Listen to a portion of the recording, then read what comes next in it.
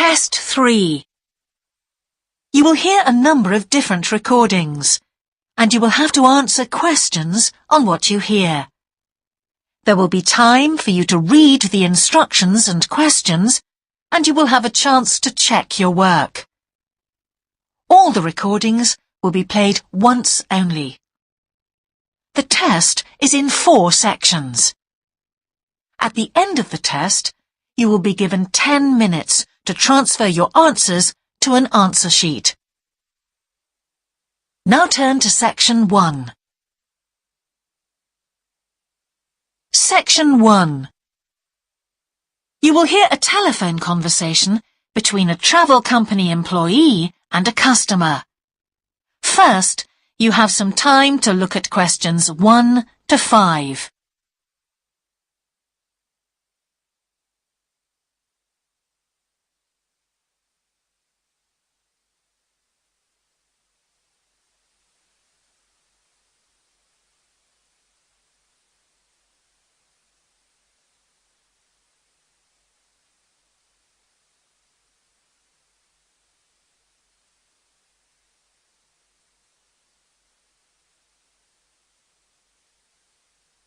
You will see that there is an example that has been done for you. On this occasion only, the conversation relating to this will be played first. Greek island holidays, can I help you? Yes, I hope so. I have a friend who's just come back from Corfu, and she's recommended some apartments in Arelis. She thought they might be on your list. Arelis, let me see. Can you give me the names? Yes, the first's Rose Garden Apartments. I'd like to go with another friend in the last week of October. Well, we've got a lovely studio flat available at that time. I'm sure you'd enjoy the entertainment program there too, with Greek dancing in the restaurant. The entertainment program offers Greek dancing, so Greek dancing has been written in the space. Now we shall begin. You should answer the questions as you listen, because you will not hear the recording a second time. Listen carefully and answer questions 1 to 5. Greek island holidays, can I help you? Yes, I hope so. I have a friend who's just come back from Corfu, and she's recommended some apartments in Arelis. She thought they might be on your list. Arelis, let me see. Can you give me the names? Yes, the first's Rose Garden Apartments. I'd like to go with another friend in the last week of October. Well, we've got a lovely studio flat available at that time. I'm sure you'd enjoy the entertainment program there too, with Greek dancing in the restaurant. And the cost for each of us? £219. That sounds very reasonable. I'm just jotting down some notes. Now, the second one she mentioned was called Blue Bay. Blue Bay. Yes, in fact, that's very popular, and it has some special features. Really? The main attraction is the large swimming pool with salt water. Much healthier, I understand. That's right. And it isn't far from the beach either, only 300 metres. And only around half a kilometre to some shops, so you don't have to be too energetic. Is it much more expensive than the first one? Let me just check. I think at the time you want to go, it's around £260. No, £275 to be exact. Right, I've got that. Now, there are just 2 more apartments to ask you about. I can't read my own writing. Something to do with sunshine, is it? I think you meant the Sunshade Apartments. They're on a mountainside. Any special features? Yes, each room has its own sun terrace, and there are shared barbecue facilities. Ooh, sounds lovely. Yes, it is rather well equipped. It also provides water sports. It has its own beach. There are facilities for water skiing. Any kite surfing? My friend's quite keen. Not at the hotel, but I'm sure you'll find some in Arelis. There's also satellite TV in the apartments. And how much is that one? £490 with 2 sharing. You mean £245 each? I'm afraid not. Each person has to pay that amount and there must be at least 2 in an apartment. Oh, I don't think that would be within our budget, unfortunately. And the last one sounds a bit expensive too. The Grand? Actually, it's quite reasonable. It's an older style house with Greek paintings in every room and a balcony outside. Sounds nice. What are the views like? Well, there are forests all round and they hide a supermarket just down the road, so that's very useful for all your shopping needs. There's a disco in the area too. And the price? £319 at that time, but if you leave it till November, it goes down by 40%. Too late, I'm afraid. Well, why don't I send you a brochure with full details, Miss... Nash. But don't worry about that. I'm coming to Upminster soon, and I'll call and get one. I just wanted to get an idea first. Well, that's fine.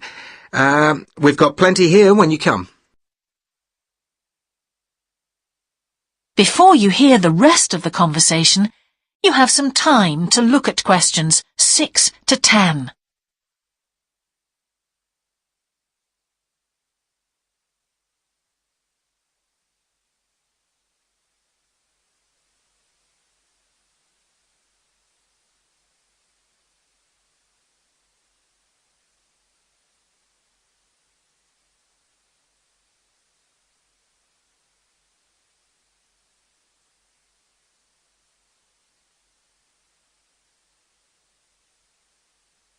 Now listen and answer questions 6 to 10.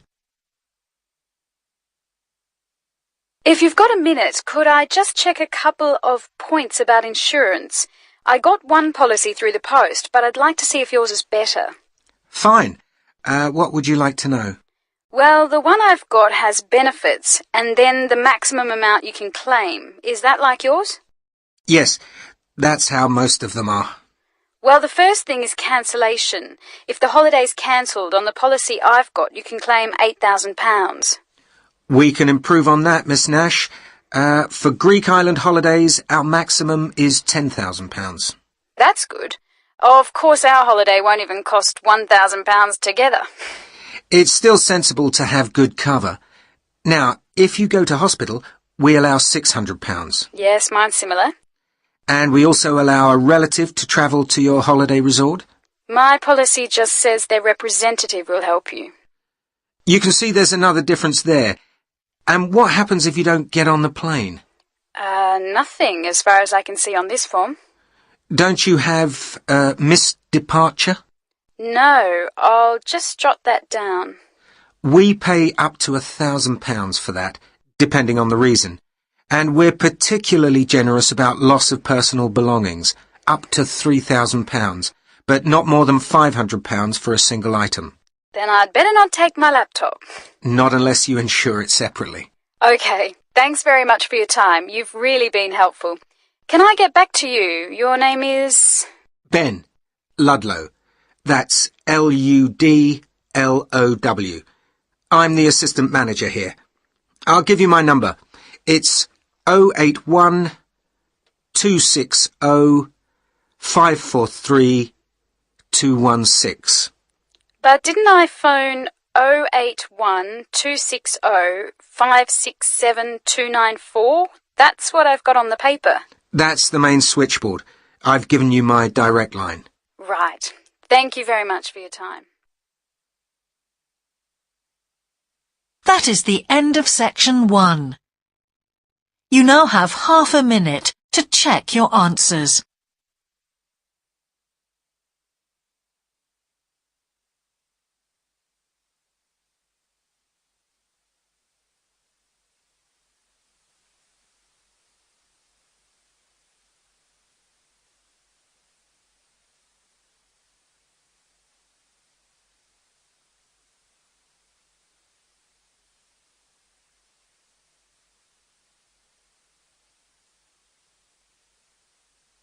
Now turn to section 2.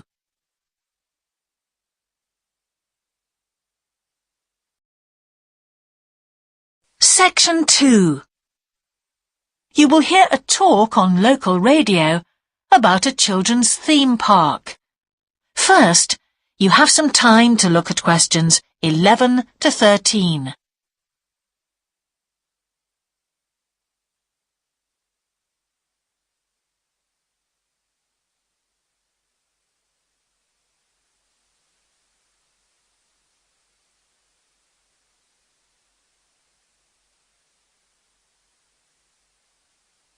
Now listen carefully and answer questions 11 to 13. For the second in our series about locally run businesses, we meet Simon Winridge, co-founder of the hugely successful Winridge Forest Railway Park. Welcome, Simon. Now, perhaps you can begin by telling us a little bit about how it all started. Well, during the 1970s, my wife Liz and I had just acquired 80 acres of sheep farming land, and we decided to settle down and have children.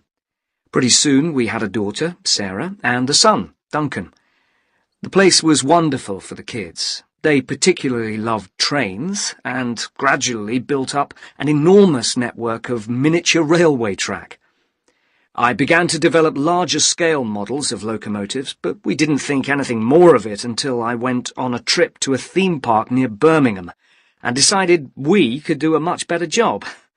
So we set up a small one ourselves, based on the miniature railway, and we opened to the public for just a month that year, 1984, in July, our driest month, because our children said they didn't want our guests to have a miserable wet visit. I dealt with park business and Liz carried on with the farm work. It soon became clear that we were onto a winner. We began to extend the railway track and lay it among more interesting landscape by planting trees, which in turn attracted more wildlife, and by making cuttings through the rock. Nowadays, we're open all year round, and we're pleased to say that Winridge is one of the most popular visitor attractions in the area, with 50,000 visitors a year. 1.5 million people have been through our doors since we opened. Before you hear the rest of the talk, you have some time to look at questions 14 to 20.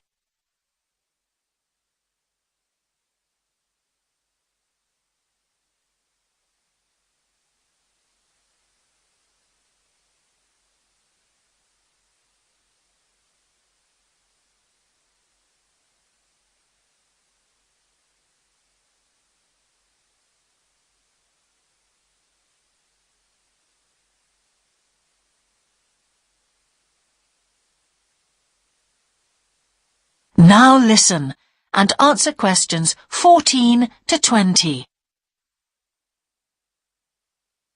All these visitors mean we have had to expand our operation, and it's now a truly family concern. I'm near to retirement age, so I only concern myself with looking after the mechanical side of things, keeping the trains going. Liz now devotes all her energies to recruiting and supporting the large squadron of workers, which keep the place running smoothly. We're really pleased that, after some years away teaching, Sarah has now returned to the park and makes sure the visitors are kept fed and watered, which keeps her pretty busy, as you can imagine. Our son Duncan has been a stalwart of the park for the last 10 years, taking over from me in the area of construction, and I'll say a little bit more about that in a moment. And his new wife, Judith, has also joined the team in charge of retail. That's becoming a tremendous growth area for us. A lot of people want to buy souvenirs. So have you finished your development of the site for the moment? Not at all. We're constantly looking for ways to offer more to our visitors. The railway remains the central feature, and there's now 1.2 kilometres of the line laid, but we'd like to lay more. Because of the geology of the area, our greatest problem is digging tunnels, but we're gradually overcoming that. We're also very pleased with a new installation of the go-kart arena, which is 120 square metres in area. Again, the problem is the geology. We had to level the mounds on the track for safety reasons. We wanted to enable 5 to 12-year-olds to use the go-karts. And the main attraction here is the Formula One kart. We've known fights to break out over who gets it. And then, finally, to our most recent development, which is the landscape swimming pool. That is the end of section 2. You now have half a minute to check your answers.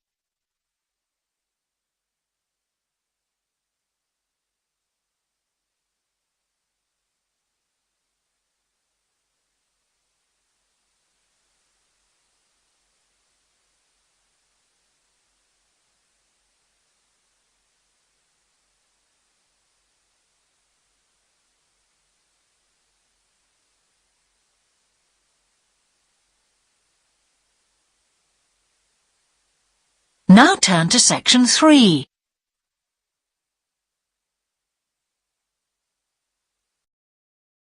Section 3.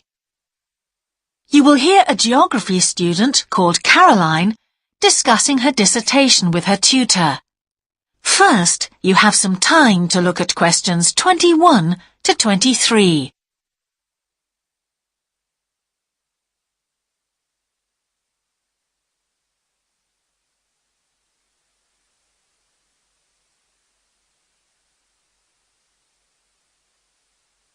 Now listen carefully and answer questions 21 to 23. Ah, Caroline. Come on in, sit down. Thanks. So how's the dissertation planning going? Well, Dr. Shulman, I'm still having a lot of trouble deciding on a title. Well, that's perfectly normal at this stage. And this is what your tutorials will help you to do. Right. What we'll do is jot down some points that might help you in your decision. First of all, you have chosen your general topic area, haven't you? Yes, it's the fishing industry. Oh, yes, that was one of the areas you mentioned. Now, what aspects of the course are you good at? Well, I think I'm coping well with statistics, and I'm never bored by it. Good. Anything else? Well, I found computer modelling fascinating. I have no problem following what's being taught, whereas quite a few of my classmates find it difficult. Well, that's very good. Do you think these might be areas you could bring into your dissertation? Oh, yes, if possible. It's just that I'm having difficulty thinking how I can do that. You see, I feel I don't have sufficient background information. I see. Well, do you take notes? I'm very weak at note-taking. My teachers always used to say that. Well, I think you really need to work on these weaknesses before you go any further. What do you suggest? Before you hear the rest of the tutorial, you have some time to look at questions 24 to 30.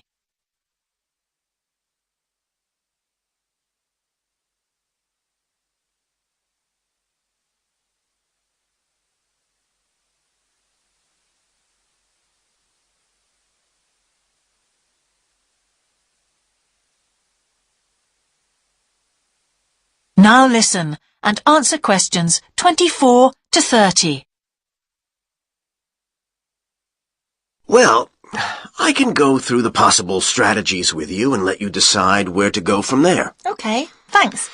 Well, some people find it helpful to organize peer group discussions. You know, each week a different person studies a different topic and shares it with the group. Oh, right. It really helps build confidence. Yeah. You know, having to present something to others. I can see that. The drawback is that everyone in the group seems to share the same ideas. They keep being repeated in all the dissertations. Okay. You could also try a service called Student Support. It's designed to give you a structured program over a number of weeks to develop your skills. Sounds good. Yes. Unfortunately, there are only a few places. Ah. But it's worth looking into. Yes, of course. I know I've got to work on my study skills. And then there are several study skills books you can consult. Right. They'll be a good source of reference. But the problem is, They are sometimes too general. Yes, that's what I've found. Other than that, I would strongly advise quite simple ideas, like using a card index. Well, yes, I've never done that before. It's simple, but it really works because you have to get points down in a small space. Another thing I always advise is don't just take your notes and forget about them. Read everything 3 times. That'll really fix them in your mind. Yes. I can see it'd take discipline, but... Well, if you establish good study skills at this stage, they'll be with you all your life. Oh, yes, I completely agree. It's just that I don't seem to be able to discipline myself.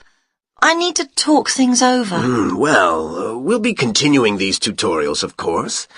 Let's arrange next month's now. Let's see. I can see you virtually any time during the week starting the 22nd of January.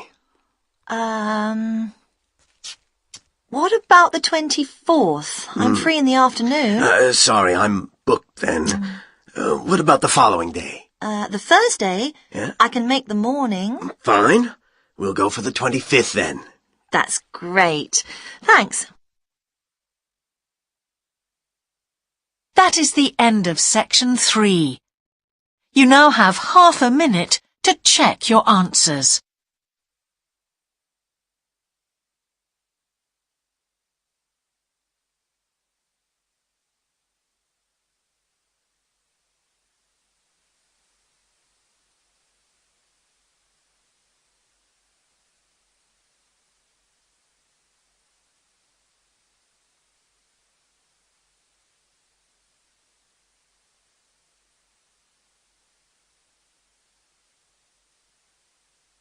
Now turn to section 4.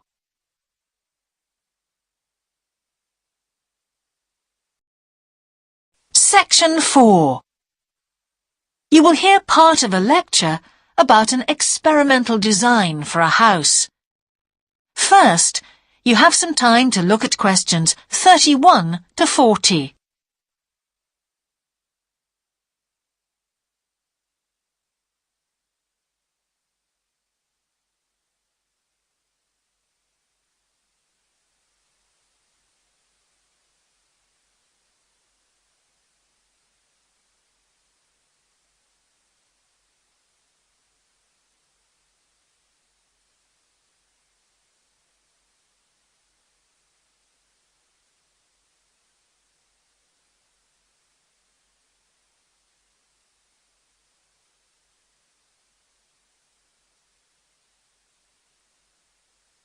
Now listen carefully and answer questions 31 to 40.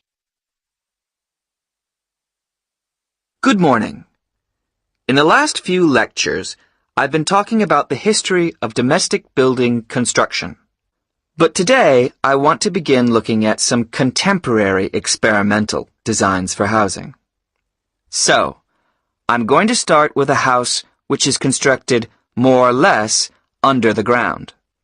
And one of the interesting things about this project is that the owners, both professionals but not architects, wanted to be closely involved, so they decided to manage the project themselves. Their chief aim was to create somewhere that was as environmentally friendly as possible. But at the same time, they wanted to live somewhere peaceful. They'd both grown up in a rural area and disliked urban life. So the first thing they did was to look for a site, and they found a disused stone quarry in a beautiful area. The price was relatively low, and they liked the idea of recycling the land, as it were. As it was, the quarry was an ugly blot on the landscape, and it wasn't productive any longer either. They consulted various architects and looked at a number of designs before finally deciding on one. As I've said, it was a design for a sort of underground house, and it was built into the earth itself, with 2 stories. The north, east, and west sides were set in the earth, and only the sloping south-facing side was exposed to the light. That was made of a double layer of very strong glass. There were also photovoltaic tiles fixed to the top and bottom of this sloping wall. These are tiles that are designed to store energy from the sun, and the walls had a layer of foam around them too to increase the insulation.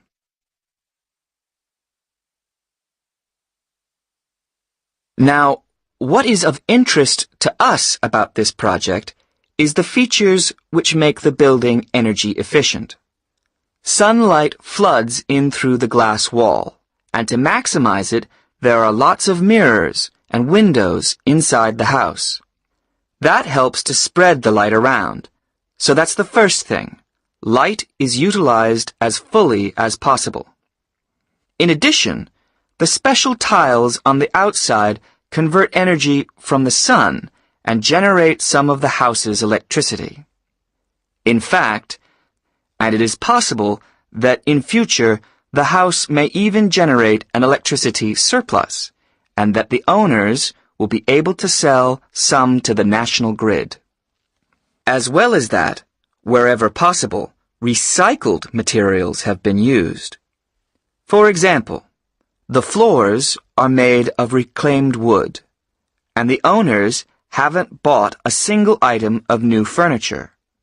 They just kept what they already had. And then there's the system for dealing with the waste produced in the house. This is dealt with organically. It's purified by being filtered through reed beds which have been planted for that purpose in the garden. So the occupants of the house won't pollute the land or use any damaging chemicals. It's true that the actual construction of the house was harmful to the environment, mainly because they had to use massive amounts of concrete, one of the biggest sources of carbon dioxide in manufacturing. And, as you know, this is very damaging to the environment. In total, the house construction has released 70 tons of carbon dioxide into the air. Now that's a frightening thought. However, once the initial debt has been cleared, and it's been calculated that this will only take 15 years, this underground house won't cost anything, environmentally I mean, because unlike ordinary houses, it is run in a way that is completely environmentally friendly. So, eco-housing like this is likely to become much more. That is the end of section 4. You now have half a minute to check your answers.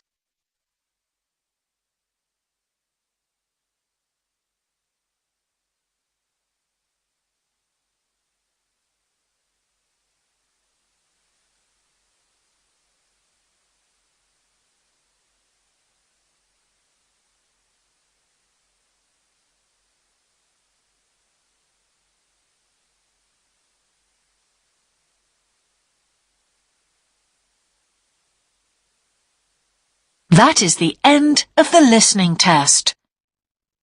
In the IELTS test, you would now have 10 minutes to transfer your answers to the answer sheet.